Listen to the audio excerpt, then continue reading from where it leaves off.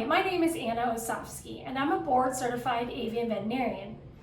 And in this video, I'm going to show you how you can safely give your parrot liquid medication by mouth. Now, in the ideal world, we would train our parrots to take the medicine willingly so that we're not forcing them to take it.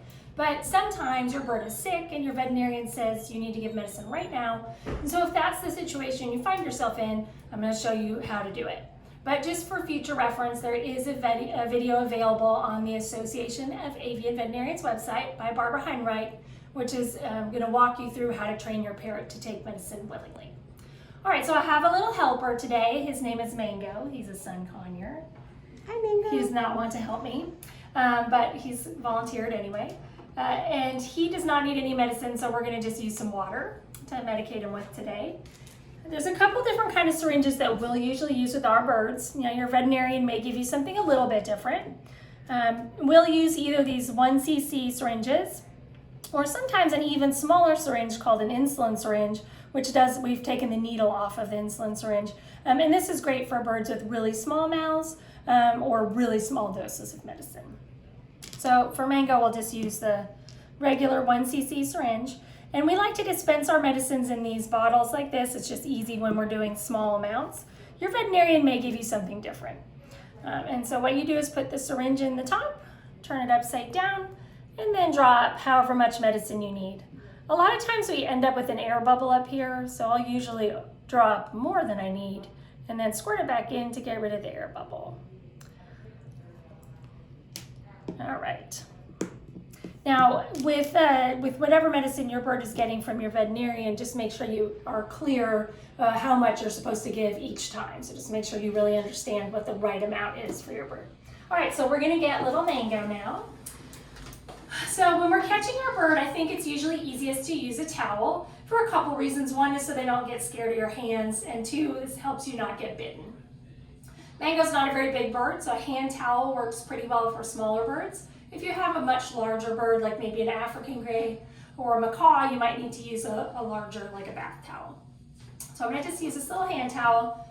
Now you can catch your bird from the cage or the floor of your house. We're gonna use this little container. And I'm going to use it to just sort of gently get Mango in the towel. I'm gonna let his head be out. And you can just keep the bird like this the whole time and let them stay in the towel, or even gently wrap the towel around the bird to control their wings. But I'm going to take him out of the towel just so I can show you what that looks like. All right, good boy, Mango. All right, so when we're restraining them to keep them from biting us and have control of their head, we do need to pinch their head a little bit gently between our fingers. And then we can't hold their chest tightly. So you never want to put your hand tightly around the bird's body or it won't be able to breathe, it'll suffocate. So we always make sure that that can move up and down. But you can definitely wrap your hand around their wings so that they can't flap at you. And then what I recommend doing is putting the bird on your chest, and this way the bird feels stable and comfortable rather than being held out in the air. So I'm going to put him back on my chest. I'm left-handed, so I'm going to hold him in my right hand and medicate with my left hand. So what I'm going to do is just let him bite the syringe. So he's going to bite it, and then I'm going to squirt just a little bit of medicine in his mouth. And when you're putting it in their mouth, you want to try to get it over the tongue. If it goes under the tongue, then they're just going to spit it out when you're done with all this. So we want to put it over the tongue. I find most medicines, you need to do 2 to 3 squirts of the medicine. So you give them a squirt, you let them swallow. You give them a squirt, you let them swallow. So this is our last squirt. So now we're all done. And so I'm going to now put Mango back in his container. So when you're putting him down, you want to put him back on a stable surface so they don't hurt themselves. So I wouldn't recommend putting your bird back on a perch. You can put your bird on the floor or on the couch or on the floor of the cage, somewhere where they can just get their footing before they try to climb up to their perch and perch again. All right, there's just a few more things I'd like to go over about medicating your bird. One is that sometimes when you're giving them the medicine, they will inhale a little bit of it. So if your bird starts to cough while you're giving the medicine, I would suggest just putting your bird down, letting them recover a little bit, and then you can try again.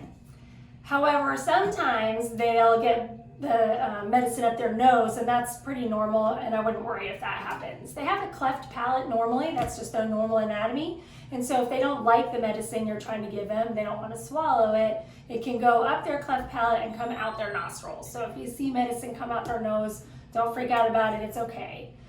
Sometimes they will shake their head after you medicate them and the medicine will fly around, and we just do our best every time.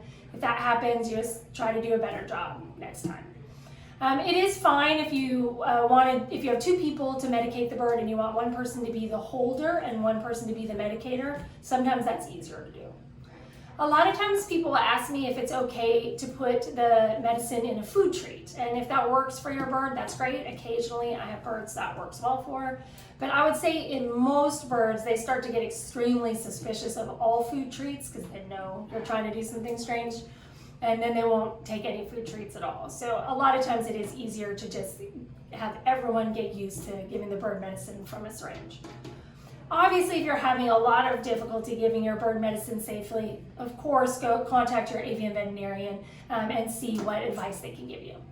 All right, I hope you've enjoyed this video, and good luck medicating your bird.